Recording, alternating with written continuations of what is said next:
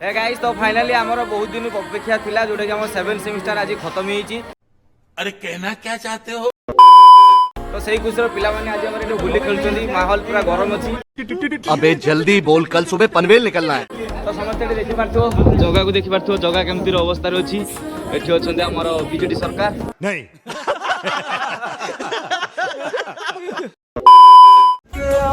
ये रहा नहीं जाता कि है ये एटीट्यूड मेरा बात न है हल्की चश्मा है कॉलर में स्वैग भाई जान का बड़ा हरामी हो।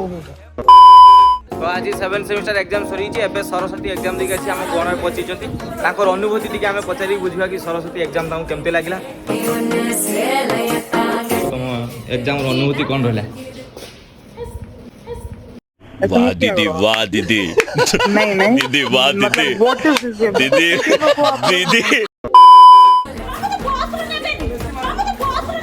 अच्छी बात बोली, आपको अच्छी लगी।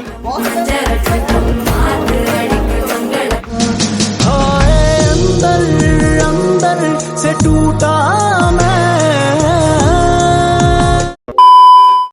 माँ बोली मुझे बेटा क्या ही करेगा। समझ रहे हो? समझ रहे हो आप? समझ रहे हो ना? हाँ ये कर लो पहले। बड़े लोग हैं पहले ऐसे करते होंगे।